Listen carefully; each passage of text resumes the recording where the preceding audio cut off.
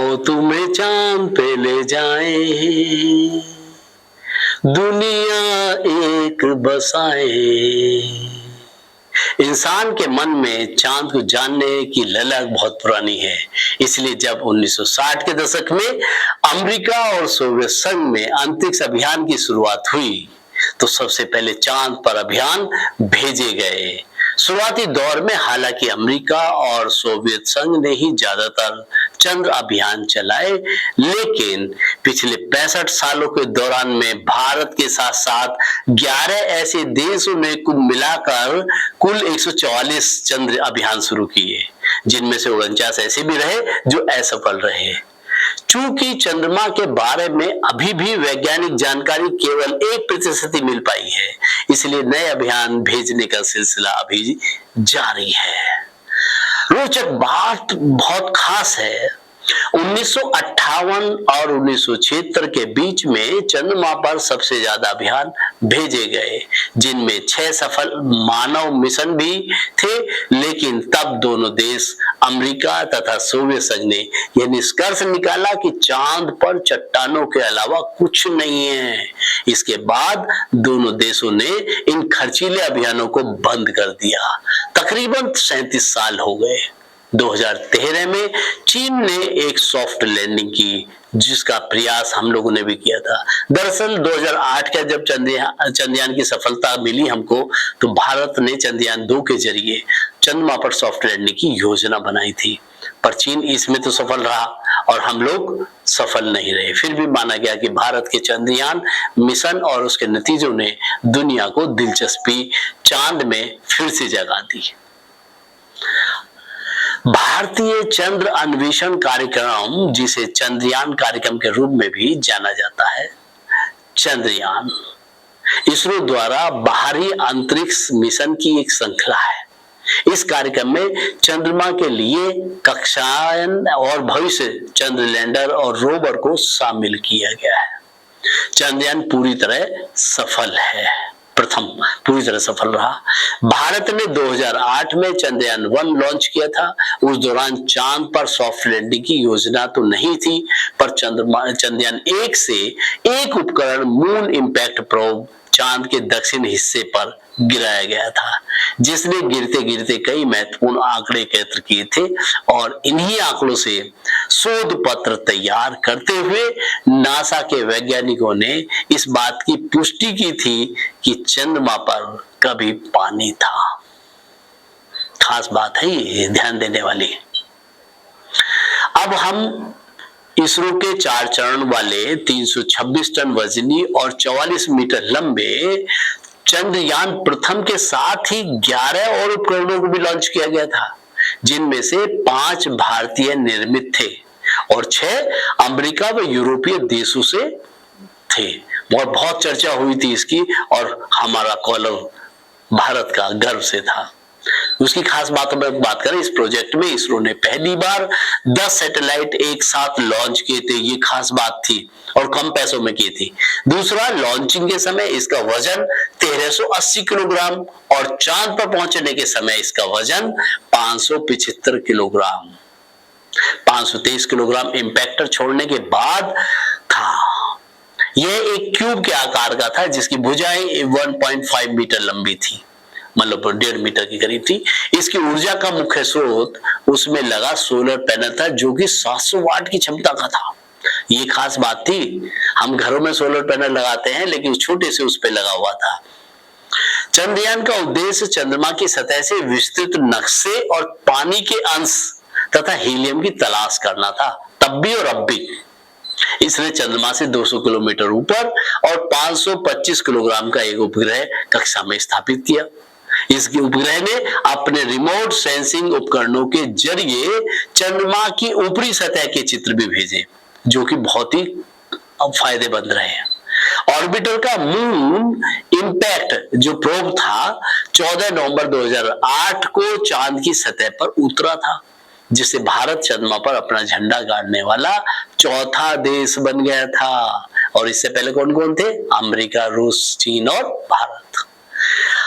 चंद्रयान का कुल बजट 386 करोड़ रुपए था, जो चीन के मूल मिशन से 2.5 गुना सस्ता था। ये थी खास बात। और इस पर हमने चंद्रयान का प्लान 2 साल का था और इसने 10 महीने 6 दिन तक कार्य किया था।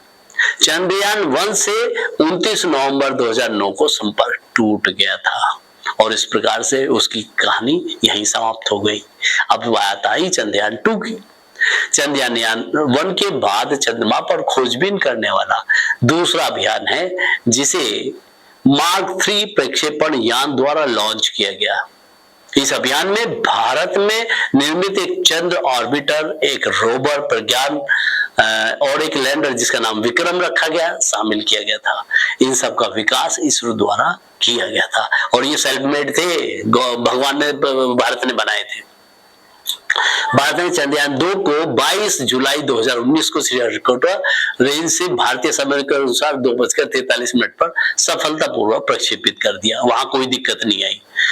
लैंडर और रोवर को चंद्रमा पर 70 डिग्री दक्षिण के अक्षांश पर स्थित 2 क्रेटरों मजीनस सी और सिम्पेलियस एन के बीच एक उच्च मैदान पर उतारने का प्रयास हम लोगों का था।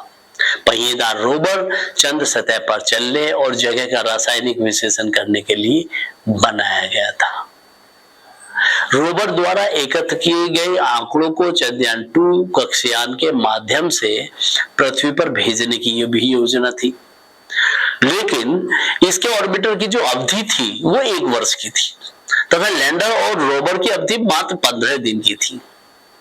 इसका लॉन्च वजन 3877 किलोग्राम का था जब वो लॉन्चिंग के समय पे था और इसके ऑर्बिटल का वजन की बात करें तो 2379 किलोग्राम का था। लैंडर 1471 किलोग्राम का था और रोवर का 27 किलोग्राम था। ये था अलग अलग वजन। इसके ऑर्बिटल की ऊर्जा 1 किलोवाट थी। 1 किलोवाट से काम चला रहा था बेचारा अपना। विक्रम लैंडर की ऊर्जा 650 वाट तथा प्रज्ञान रोवर की ऊर्जा मात्र 50 वाट थी, एक बल्ब के बराबर। इसकी परिधि दूरी 100 किलोमीटर थी तथा अभी भी जो 100 किलोमीटर ही है। परिधि दूरी उसको कहते हैं जिसे रिमोट उतारा जा सकता है। सोवियत संघ, अमेरिका और चीन की अंतरिक्ष एजेंसियों के बाद चंद्रयान 2 लैंडर की सॉफ्ट लैंडिंग हो जाने पर भारत ऐसा करने वाला चौथा देश होता, लेकिन नहीं हो पाया। काश ऐसा होता। हो जाएगा। सफल होने पर चंद्रयान 2 सबसे दक्षिणी लैंडिंग चंद्र लैंडिंग होता है, जिसका लक्ष्य 67 से 70 डिग्री दक्षिण अक्षांश पर उतरना था। भारतीय समय अनुसार लगभग 1:52 पर लैंडर लैंडिंग से लगभग 2.1 किलोमीटर की दूरी पर था, अपने इच्छित पथ से भटक गया और अंतरिक्ष यान के साथ ग्राउंड कंट्रोल से खो गया। हालांकि इसके बारे में बात की जाए तो और भी कई सारी चीजें हैं इसमें। सितंबर 2019 को जो चीजों की मैं बात कर रहा था उसमें खास बात यह है कि लोगों का कहना है कि उस समय जब वो लैंडिंग के समय जो रॉकेट की जो ऊर्जा थी वो ज्यादा हो गई और जिसकी वजह से वो कंट्रोल से बाहर हो गया था। ऊर्जा एकदम से ज्यादा निकल गई थी जिसे हम वो रोवर कंट्रोल नहीं कर पाया था। चलिए, और इसकी सूचना दी गई ऑर्बिटर द्वारा लिए गए उष्मा चित्र से विक्रम लैंडर का पता चल गया है। इसके जो उष्मा चित्र लिए गए, परंतु अभी भी चंद्रयान 2 से संपर्क हमारा नहीं हो पाया है। हाँ, हमने देख जरूर लिया है कि ये रहा हमारा चंद्रयान 2। चलिए, वो कहानी भी अब हो गई खत्म। अब उम्मीद है नया भारत नई उम्मीद के साथ चंद्रयान 3। चंद्रयान 3 चांद पर खोजबीन करने के लिए इसरो द्वारा तैयार किया गया तीसरा चंद्र मिशन है, जिसे आप समझ रहे हैं। पहला कब हुआ? 2008 में, फिर 2019 में और अब 2023 में 14 जुलाई को। इसमें चंद्रयान 2 के समान एक लैंडर और एक रोवर होगा, वैसे ही होंगे, लेकिन इसमें ऑर्बिटर नहीं होगा। चंद्रयान 3 का लॉन्चिंग सतीश धवन अंतरिक्ष केंद्र श्रीहरिकोटा से 14 जुलाई 2013 यानी कि कल शुक्रवार को 14 जुलाई 2023 शुक्रवार को भारतीय समय अनुसार दोपहर 2:35 पर निर्धारित है। इसका प्रोपेल्शन मॉड्यूल संचार रिले उपग्रह की तरह है, व्यवहार करेगा। प्रोपेल्शन मॉड्यूल लैंडर और रोवर युक्त ढांचे को तब तक अंतरिक्ष में धकेलता रहेगा जब तक कि अंतरिक्ष यान 100 किलोमीटर ऊंचाई वाली चंद्र कक्षा में न पहुंच जाए। यानी कि चंद्रमा की जब 100 किलोमीटर की ऊंचाई की कक्षा में पहुंच जाएगा तब तक वो वहां तक उसको धकेल के ले जाएगा।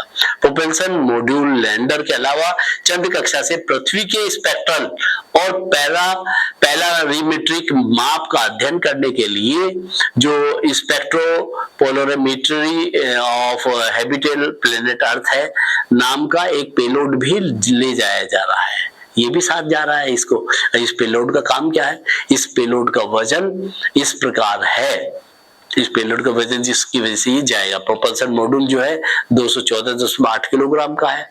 लैंडर मॉड्यूल जो विक्रम है 26 किलोग्राम का, प्रज्ञान रोवर 175 किलोग्राम का है और कुल वजन इसका मात्र 390 किलोग्राम का है।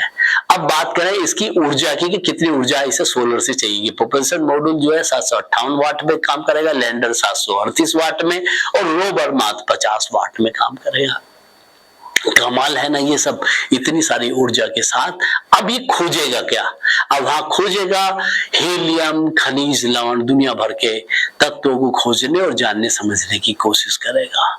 जिसको हमने 37 साल पहले सोच को बंद कर दिया था, उस सोच को 37 साल बाद दोबारा भारत एक बार फिर से जब शुरुआत कर रहा है और 2013 में जो चीन कर चुका है, उसके बाद से फिर एक दूसरे नए प्रकार की सोच का दायरा विकसित हुआ है हम सबके सामने।